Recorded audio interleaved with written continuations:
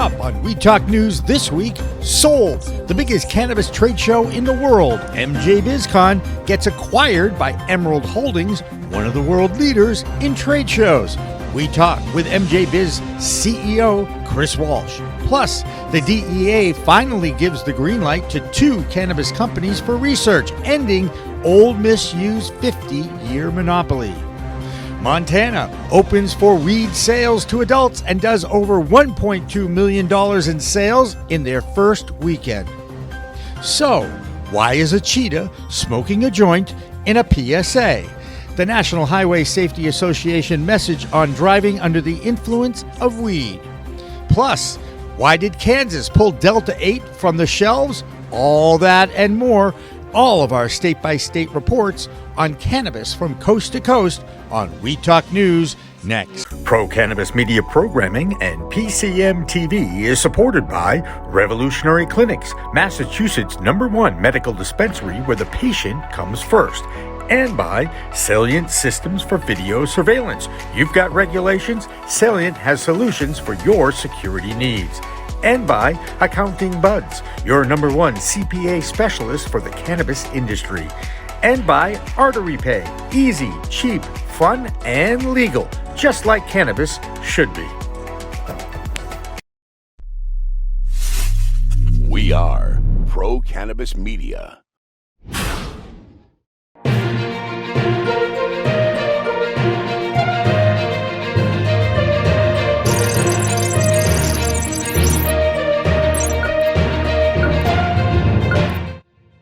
Hi, everyone. I'm Elena Pinto for Pro Cannabis Media, and welcome to a brand new year of Weed Talk News.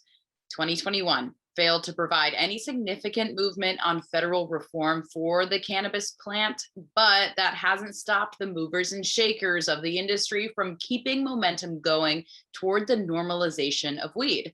MJBiz, the producer of the world's largest cannabis business convention, has a new owner. Emerald Holdings, a leader in trade shows outside the cannabis space, has acquired MJBiz in an effort to expand and accelerate Emerald's engagement with cannabis customers and businesses. PCM's Jimmy Young spoke with Chris Walsh, the CEO of MJBiz, about what this partnership means for the future of his company. Joining us now is a very happy guy named Chris Walsh, who happens to be the CEO of MJBiz Con that has been recently acquired by Emerald Holding Company for, let me check this number, was it $120 million, Chris? Yeah, that was the purchase price. And are you still counting that? Are you in the back room? Well, the 2 co-founders, Ann and Cassandra, really started it, but it's a good deal all around for I think for everyone involved. And the premise here is they're a big trade show company outside of cannabis, and now they've entered cannabis. Can we take this as a sign of more acceptance of the industry? Yeah, absolutely. I mean, we've been writing about M&A activity for years, and it's accelerated. It seems like every week there's another big deal. A lot of it with the plant touching side of the industry, but we've had mainstream companies come in here and there. I've been seeing that build, and I think this is important for the industry because Emerald is a mainstream B2B events and media company, and they host big shows like Outdoor Retailer, international, pizza. They have things in different industries, right? And they felt comfortable and excited about getting into cannabis. They're seeing what's going on. So if we step back and look at this from a bigger picture, yes, it's a mainstream publicly traded company that that now is comfortable getting in. And I think we're going to see more of this across the spectrum. Look at what you personally have gone through over the last 24, 36 months. You had a great show in 2019. Everything was cranking, and then the pandemic hit. You had to have layoffs. You had to move your show to a virtual thing, and then you come back this year, and here we are a few months later after that, and you guys get acquired. That is an up and down roller coaster for you, isn't it? Yeah, I mean, anyone in this business knows it's up and down all the time. It's a roller coaster. Though that was some very deep valleys and now a really high peak. And in the thick of the COVID situation and our business model, as we've discussed before, taking a huge hit and trying to figure out how can we still provide value to the industry but also keep the company moving forward. And so there were some dark, tough days last year, especially. And to kind of fast forward now to the beginning of 2022, it's pretty amazing, and it feels good because it was very, very challenging in 2020, especially, and even last year. Thanks, Jimmy and Chris. I'm not sure who was more happy about this deal. With more details on the Emerald Holdings acquisition of MJBiz Con, here's the Green Market Report's Deborah Borchardt. This is the business report from the Green Market Report for Weed Talk News. This week, Emerald Holdings said it is buying MJ Biz in a deal valued at $120 million. In 2021, MJ Biz's revenues were about $27 million and their EBITDA was $13.7 million. Their event in October 2021 boasted over 18,000 paid registrations, but that was a big drop from the company's last pre-pandemic event where they had over 30,000 attendees. The Scotts Miracle-Gro Company announced 2 acquisitions this week, but the big news was that they warned that sales in the hydroponic division Hawthorne were expected to drop by 40% for the fiscal first quarter. They said the decline in sales was caused by a slowdown in the cannabis market as well as supply chain disruptions. MedMen is still refusing to close its agreed-upon deal with Ascend Wellness for the properties in the state of New York. Now, this investment was agreed upon in March 2021, and it was dependent upon New York State's approval, which gave that approval on December 16th. MedMen is saying that it didn't get New York's approval in time, but Ascend is saying that isn't the case.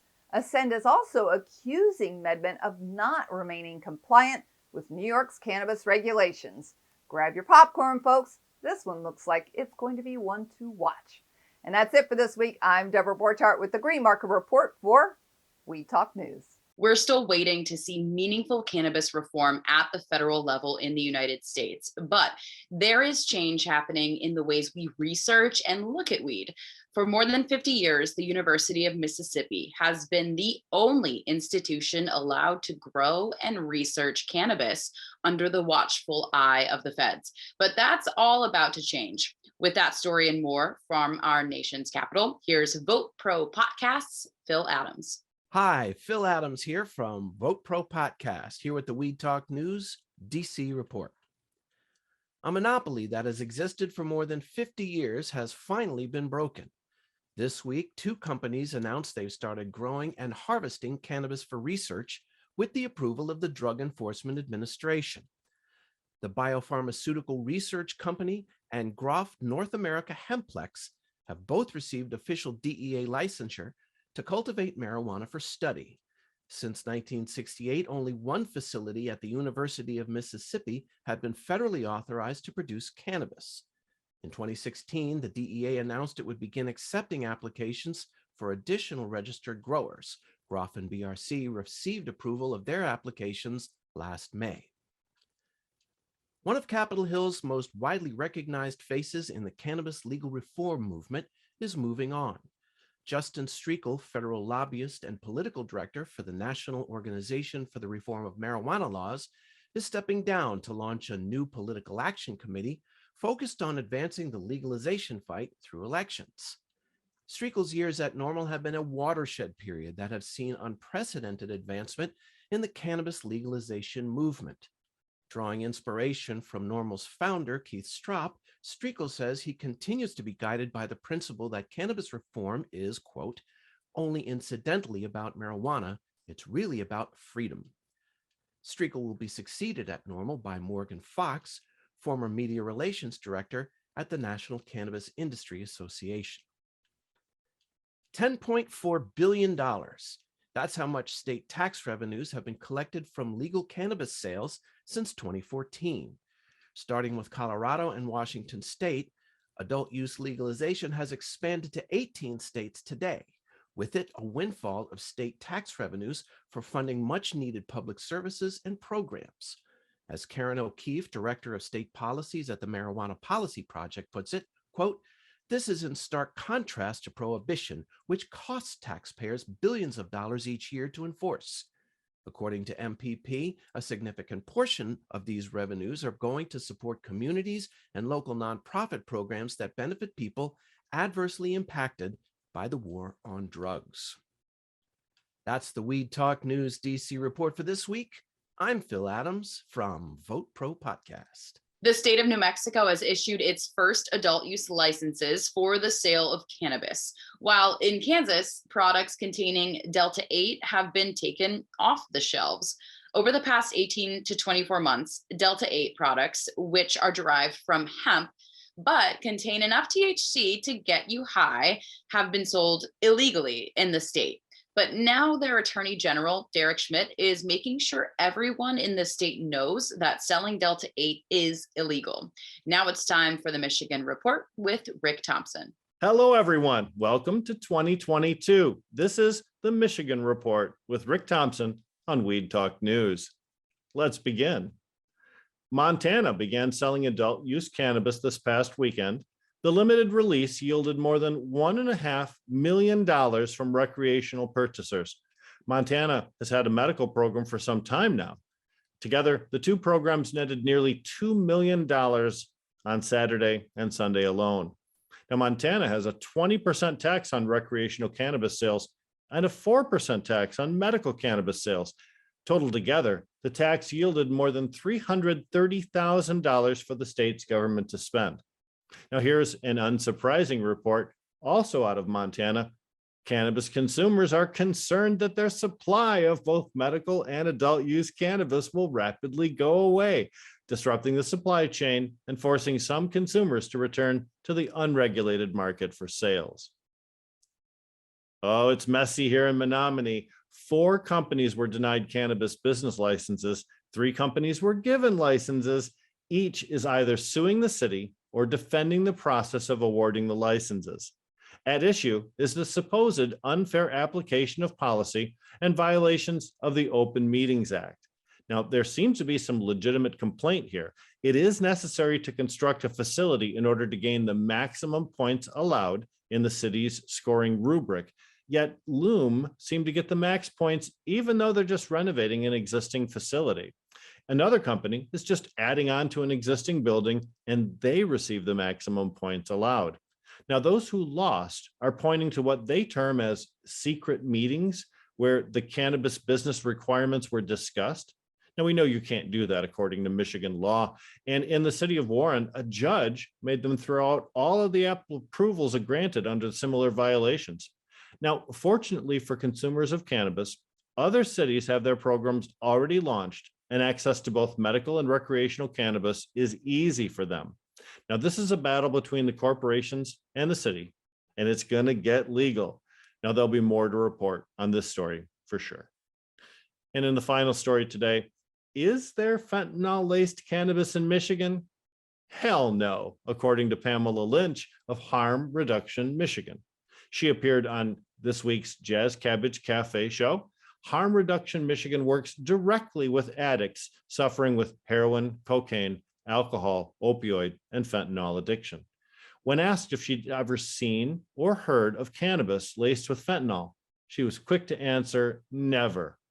Fentanyl doesn't incinerate, she explained. If fentanyl was mixed with cannabis, it would stay in the ash and fall harmlessly to the ground. So this is an urban legend, she claims, and she's not the only one. In November, Ms. Lynch traveled to Washington, D.C. for a conference on substance abuse where a DEA agent, as part of his presentation, revealed that the DEA has no record of there ever being a case of fentanyl-laced cannabis in the entire United States of America.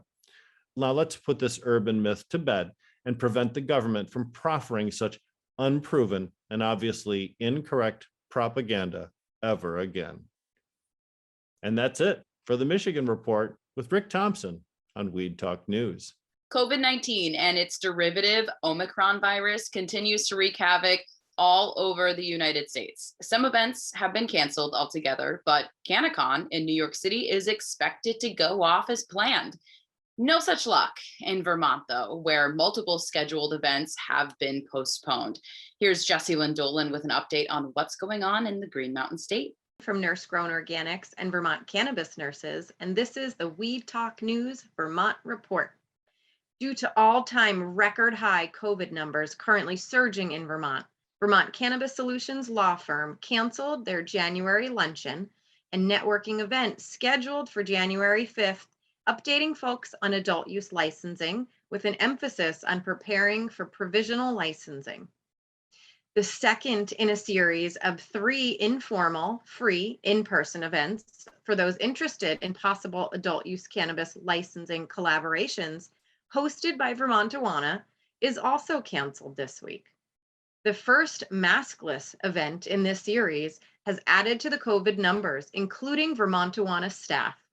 However, their Ski Days event series will be starting on January 9th at Smuggler's Notch Resort. The Cannabis Control Board's full advisory committee met January 6th, both online and in person, at the Department of Financial Regulation in Montpelier. The full recording should be available soon for viewing. Cannabis community and grassroots advocacy organizations continue to relay concerns about the advocacy board members' potential, perceivable, and possibly real conflicts of interest. Vermont's hemp production plan has been granted approval from the U.S. Department of Agriculture, which means that the 2022 growing season will be the first operating under the 2018 Farm Bill rules, which include total THC testing for most hemp plants. Farmers with hot crops will be able to keep from destroying them if they dispose of all the flowers and leaves or chip the entire plant into biomass for extraction or other commercial purposes. That's the Vermont Report for Weed Talk News. I'm Vermont's cannabis nurse, Jessie Lynn Dolan. Over the pond in Europe, investors are starting to position themselves in Germany since that country is expected to legalize sales of cannabis early this new year. A Dutch lighting company called Signify is jumping to the head of the line with an acquisition of a Texas-based company called Fluence for $272 million. With more from Europe, here's Steve Arthur George in Portugal. I'm Stephen Arthur George from Kai Advisors in Lisbon, Portugal. This is the European Cannabis Report for Weed Talk News. Giant North American cannabis brand Cookies, who many of you know, looks to enter the UK. In partnership with Inacure out of Israel, the first Cookies branded stores should hit London streets in the first quarter of 2022. The stores will be focused on CBD sales only at this time in hopes of adult use and THC regulations in the future. There is also mention of similar stores launching in Austria as well. In nearby France, regulators now allow CBD extracts to be sold.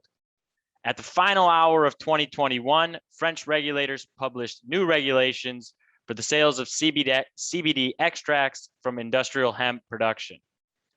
This provided some very needed clarity around the current CBD confusion in many European countries. That being said, the sale, possession, and consumption of CBD flowers remains illegal unless under medical prescription. Back here in Portugal, regulators are making changes to the regulations again. Just this week, Infarmed, the Portuguese health regulator, published updates to the medical cannabis regulations of 2019. Ironically, many of the updates were focused on industrial hemp production, causing confusion for many hemp farmers. Unlike France, the Portuguese regulators seem to want to keep CBD as a medicine for now. That's the European Cannabis Report. I'm Stephen Arthur George with Kai Advisors reporting for Weed Talk News. So, exactly how much cannabis can one person actually use in one day for medicinal purposes? Well, according to Mississippi Governor Tate Reeves, the current proposal for their new state medical marijuana program limits the daily intake of cannabis to 3.5 grams of weed. The governor did some quick math and believes that amount puts about twice as much cannabis in the hands of patients than is necessary. So he has asked his legislature to cut the limit in half. It's as if the governor knows the exact amount patients need in order to get the proper medicinal benefit. Well, like so many politicians, their research and knowledge is limited to what they are told by their staff rather than actual medical professionals or researchers. And yes, this is the same state where, up until now, was the only state that could legally grow and research cannabis for the DEA. Wow. One state that already has over 600,000 medical patients is Florida. And that's where Heather Allman lives. And here's her report from the Sunshine State. Happy New Year. I'm Heather Allman from Cannabis Law Report for We Talk News with this week's Florida report. Florida's Green Rush has created business opportunities for more than just cannabis dispensaries. ACS Laboratories is a medical cannabis and hemp testing lab who has doubled their revenue every year since 2018 as Florida's patient numbers have climbed to over 655,000. ACS Labs stands out because it goes above and beyond the state's regulatory requirements, looking for over 100 different pesticides and other contaminants like several molds, which can be serious problems in human climates. ACS now tests cannabis for 13 of Florida's 22 medical dispensaries, which President Roger Brown estimates is roughly 60% of all cannabis legally sold in the Sunshine State. In other news, with 3 consecutive years of profitability, vertically integrated MSO Trulieve had 160 operating dispensaries nationwide at the end of 2021. Their laser focus on saturating the Florida market has allowed the company to keep its marketing costs down while effectively building up its brands. Trulieve accounts for about 55% of the dried cannabis flower and oil sales in the state, according to the Florida Office of Medical Marijuana Use. After their Harvest acquisition in Q4 of last year, the MSO giant now has 17 dispensaries in Arizona and a clear pathway to leading market share in that state. Meanwhile, they've skirted another lawsuit over selling moldy pot, with U.S. District Judge Robert J. Hinkle granting a permanent dismissal on January 4th of the Sarah Bree Trulieve cannabis case, ruling that the investors suing had failed to allege that Trulieve intentionally misled them about the risk of crop contamination. In other news, while recent polling found that 59% of Floridians support full cannabis legalization, petition amendment rules changed drastically in the state last year, causing several cannabis initiatives and petitions like Regulate Florida and Floridians for Freedom to fall short of the new February 1st state deadline and additional 234,000 signature requirements. As for the now dead Make It Legal Florida or MILF petition, it was flatly denied by the state Supreme Court late last year for misleading wording on the petition. Maybe one day we'll have full legalization in this state. That's a wrap for Florida Cannabis this week. I'm Heather Allman for We Talk News. The city of Philadelphia is making changes to its laws about employees who test positive for THC during candidate screening processes. A new ordinance went into effect on January 1st of this year that prohibits this screening process for pre-employment, but a positive test can still be grounds for termination if you test positive on the job during random testing and can still be used as just cause for termination. With the rest of the report from Pennsylvania, here's Claudia Post. I'm Claudia Post from Scarlet Express, and I'm here to talk about what's hot and what's not in the Keystone State, Pennsylvania. I'm reporting for We Talk News. As of January 1, in a 15-1 vote by City Council, Philadelphia will prohibit employers from conducting cannabis drug tests for new hires, which is amazing, actually. And it's the first of its kind ordinance in the state of Pennsylvania. Go Philadelphia. There are a number of exemptions, of course, including law enforcement, employees who need a commercial driver's license, many healthcare workers, and anybody who significantly impacts the health and safety of other employees or members of the public. Medical marijuana's legality in Pennsylvania has changed the way police do traffic stops. A medical marijuana patient was pulled over. The state trooper smelled marijuana and began to search, and of course did search, the vehicle without a warrant. This was found to be illegal because in Pennsylvania, medical marijuana is legal. So therefore, this eliminates probable cause and they cannot do searches. So that's a great thing also. Air Wellness, a vertically integrated multi-state operator, is adding yet again another location that makes 8 in Pennsylvania, and they are significantly continuing to help us grow here in Pennsylvania. Thank you. Okay, that's a wrap for our Pennsylvania Cannabis Report. Again, I'm Claudia Post from Scarlet Express, and I'll be back next week to talk about what's hot and what's not in Pennsylvania. From Weed Talk News, have a great week. Thank you. There's a new study out from Australia that evaluates drugged driving under the influence of cannabis. The study conducted at the University of Sydney concluded that marijuana breathalyzers don't work and are unreliable in measuring impairment under the influence of cannabis. And this wasn't just one study. Researchers looked at the data from 28 studies that showed similar inconsistencies. In Massachusetts, Governor Baker has been pushing hard on drug-impaired driving measures and has asked the legislature to come up with a plan, but these ideas continue to die in committee and never reach the Senate floor. Though that didn't stop the National Highway Safety Agency from creating a PSA featuring the world's fastest animal, the cheetah. The Tanzanian cheetah can run upwards of 80 miles per hour. Relying on keen eyesight, the cheetah hunts during the day. Here we see a cheetah driving down the desert road smoking a joint. What have I done? Now he's getting a DUI from the cheetah police, which means he'll have to go to cheetah court, pay up to 10,000 cheetah dollars, and probably end up in cheetah jail. Don't be like the Tanzanian cheetah. Now, maybe they should rethink their choice of animal and replace the cheetah with a turtle, because for the most part, stone drivers are not speeding, but rather crawling. For the rest of the news from the Bay State, here's Ron Marshalsea. I'm Ron Marshalsea with the Massachusetts Cannabis Report for Weed Talk News. Cannabis in Massachusetts has reached its lowest average price since the initial pandemic lockdown at $340 an ounce. When adult use sales first launched in Massachusetts in November 2018, the average cost per ounce was $390.81. The price reached its all-time high in February 2019 at $405 an ounce. The lowest the price per ounce has ever been in Massachusetts was $299.08 in April of 2020, and the price spiked the following month to $320.30. Suspicious activity in a Home Depot parking lot ended up leading Westfield Police Chief Lawrence Valliere to a house on Montgomery Road that had $2.5 million worth of marijuana plants. He reported finding exactly 1,000 marijuana plants in various stages of growth, and this is the third illegal indoor marijuana growing operation in Westfield in the past 2 months. Though Massachusetts voters in 2018 legalized the cultivation, possession, and use of small quantities of recreational marijuana, mass production, distribution, and retail operations are heavily regulated and require state and local licenses.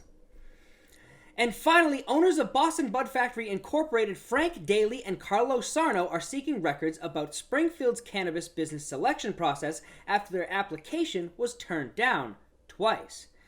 Boston Bud Factory Incorporated was among other companies not chosen for a cannabis retail license in Springfield this year, and they filed a public records request this week to explore the city's review process.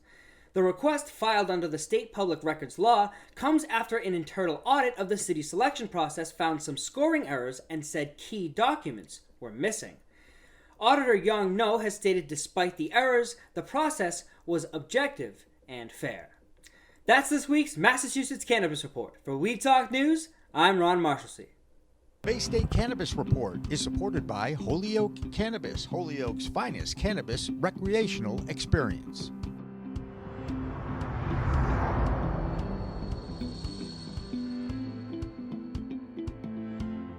Predictions for the future sale of cannabis have now reached $45 billion by the year 2025. Illinois is certainly doing their part too to contribute to this growth. Yes, another record has been set for this year. Here's the Cannabis Law Report's Thomas Howard with that story from the land of Lincoln. Hi, I'm Tom from CannabisIndustryLawyer.com with Weed Talk News. The Illinois legislature rang in the new year by canceling the session for its first week, and it's probably also going to be canceled next week. And of course, that means that there will be delay with the pending cannabis legislation that is already on file in Springfield at the legislature, specifically HB 4097, that will expand the craft grow canopy size and other cannabis-related laws. They're going to have to wait. And also with litigation holding back the other 60 craft grow clients, they may not want that bill to pass. That would give the 40 craft growers already awarded a large head start, which they have already gotten, but they only have 5,000 square foot flowering canopy, not yet 14. And that is a very exclusive small club of only those 40 plus approximately another 20 license holders. And they are those select few people that really had a lot of news going on in the last week. The big story out of Illinois was that it sold $1.4 billion worth of cannabis in 2021. Almost double the first year operations in the state. And that only went to those existing cultivators, as no new cultivation facilities are yet open. Imagine how much more cannabis Illinois would have sold if they would have had over 100 craft grows and another 185 dispensaries, when those should be opening all over the state of Illinois in 2022 or whenever the litigation ends. And that's the news roundup from Illinois for the first week of January 2022. Back to you in the newsroom. Colorado and Washington state were the first two states to legalize the sale of cannabis. But amazingly, in Washington state, they prohibited growing cannabis in your home. But that might be changing this year. Here's our Washington state report with the Talking Hedge host, Josh Kincaid. I'm Josh Kincaid from the Talking Hedge with the Washington State Cannabis Report for Weed Talk News. Other states that have regulated cannabis markets already allow for home growing, but Washington state does not. However, Washington's 2022 legislative and regulatory priorities include a home grow bill. Washington's residents should be able to grow a few plants in a state that already allows adults to brew up to 200 gallons of beer and wine at home each year, but growing even one cannabis plant is a felony unless authorized for medical purposes. House Bill 1019 would have authorized adults age 21 and over to maintain up to 6 plants at home. However, according to the Cannabis Observer, HB 1019 wasn't considered a high enough priority to be considered in a year where there was less legislation as a result of the pandemic. The bill was tabled last session, but no law pertaining to cannabis should be a felony, period. So if it's not passed this year, it'll have to be reintroduced in the next biennium. Next week, you're going to find out more about Washington State's other 2022 legislative and regulatory priorities. But with that, we're going to have to roll up this Washington State Cannabis Report. I'm Josh Kincaid from the Talking Hedge reporting for Weed Talk News. Don't forget to like, share, and subscribe, or don't, and I'm out. Every headline coming out of California these days spells doom and gloom for the legal cannabis industry. Meanwhile, the legacy market is booming.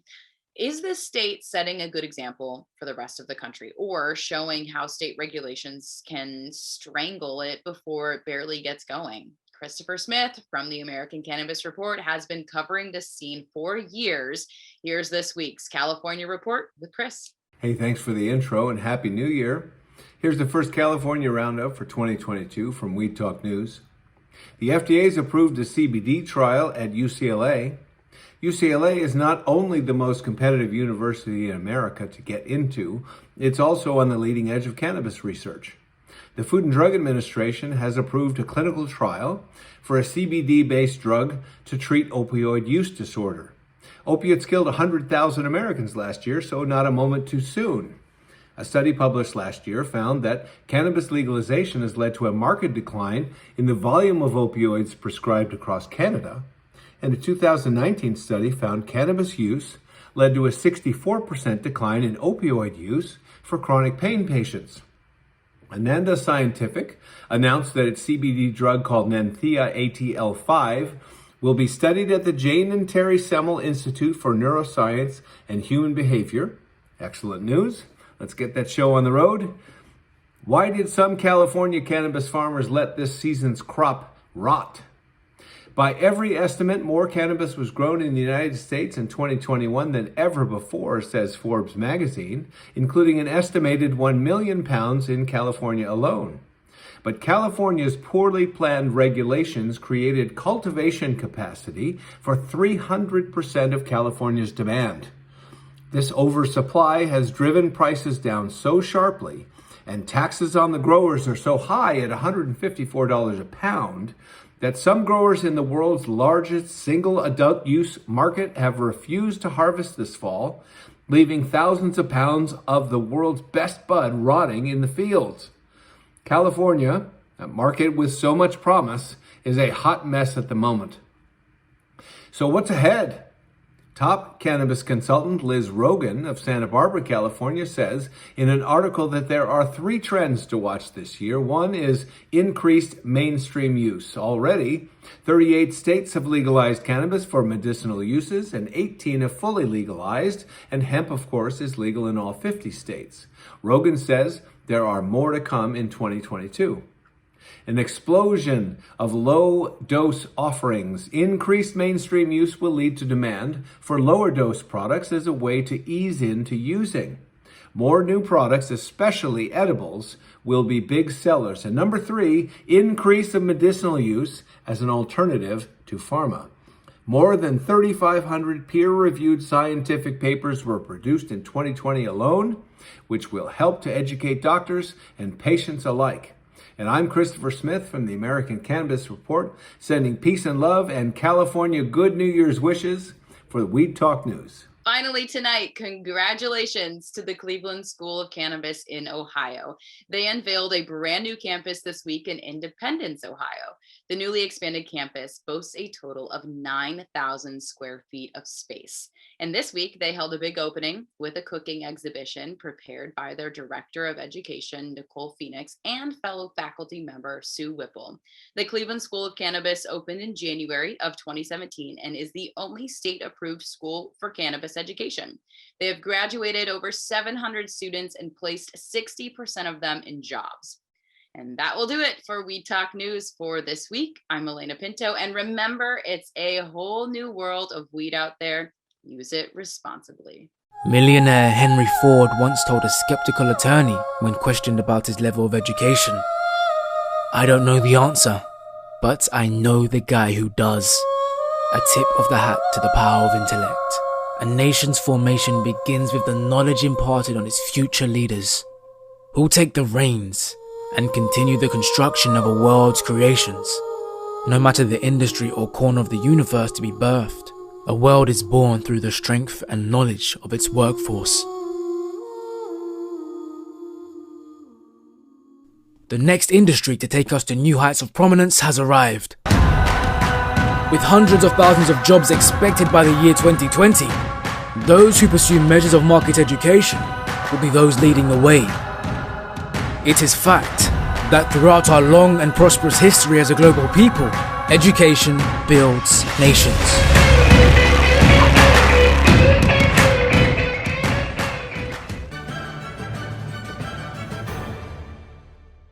Weed Talk and In the Weeds are 2 productions of Pro Cannabis Media supported by Revolutionary Clinics, one of the top medical cannabis dispensaries in the Massachusetts area, now with 3 locations in Greater Boston, 2 in Cambridge and 1 on Broadway in Somerville. Rev Clinics has a patient-first mission. They will customize your needs as a medical patient with the proper titration and combination of strains, flavors, and products. Rev Clinics, where the patient comes first.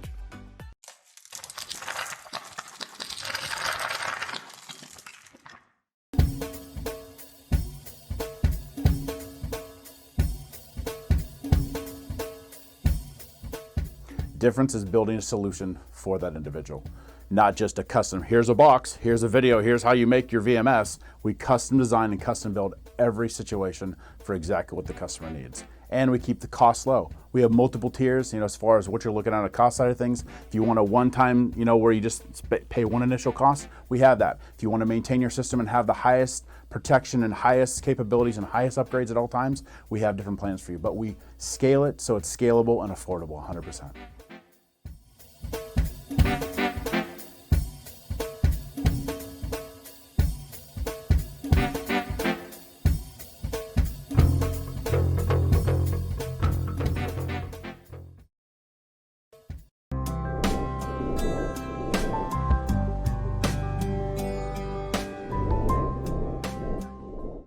Pro Cannabis Media programming is available live and on demand on our Facebook page at Pro Canna Media, on Instagram at Pro Cannabis Media, on LinkedIn also at Pro Cannabis Media, on YouTube and YouTube Live on Pro Cannabis Media, Twitter at Pro Canna Media, and on twitch.tv/Pro Cannabis Media. So like, share, and subscribe to all of our content, newsletters, and shows live or on demand.